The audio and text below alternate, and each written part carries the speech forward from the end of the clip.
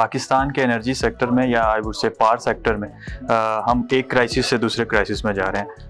Back in 2007 जब ये हमारा एक्सेसिबिलिटी का क्राइसिस स्टार्ट हुआ, लोड शेडिंग स्टार्ट हुई, 18 से 20 घंटे की लोड शेडिंग स्टार्ट हुई, तो दैट वाज एक्सेसिबिलिटी क्राइसिस। हमारे पास इलेक्ट्रिसिटी पूरी नहीं हो रही थी और वो डेकेड 2018 तक जब गया, हमने इतनी कैपेसिटी बिल्ड कर ली कि अब हम उस एक्सेसिबिलिटी के क्राइसिस से निकल के हम अफोर्डेबिलिटी के क्राइसिस में आ गए हैं।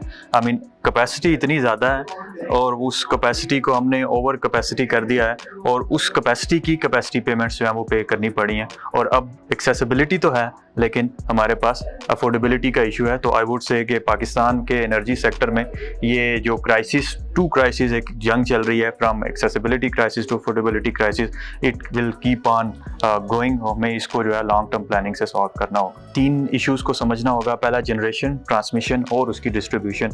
जनरेशन पे हमारे पास 2 इश्यूज़ हैं। एक ये कि हमारे जो जनरेशन मिक्स है वो इंपोर्टेड फ्यूल पे बेस करता है और दूसरा ये कि हमने PPAs इस तरह से साइन किए हुए हैं कि वो तो बड़े लॉन्ग टर्म है और साथ में उनमें कैपेसिटी पेमेंट्स के इशू हैं और वो कैपेसिटी पेमेंट्स इंटरेस्ट रेट के साथ लिंक्ड हैं और वो कैपेसिटी पेमेंट्स एक्सचेंज रेट के साथ लिंक्ड हैं। जैसे जैसे इंटरेस्ट रेट और एक्सचेंज रेट बढ़ता है वो कैपेसिटी पेमेंट्स भी बढ़ जाती हैं। तो एक चीज़ ये कि हमें जनरेशन मिक्स को ठीक करना है, कैपेसिटी पेमेंट्स को सॉल्व करना है और दूसरा ट्रांसमिशन एंड डिस्ट्रीब्यूशन पे हमें रिकवरी करनी है और हमें सिस्टम लॉसेस को ठीक करना है। और ये सिर्फ और सिर्फ तब मुमकिन है जब हम मार्केट लिबरलाइजेशन की तरफ जाएंगे, जब हम मार्केट में इनोवेटिव आइडियाज़ को लेके आएंगे, एफिशिएंसी को प्रमोट करेंगे।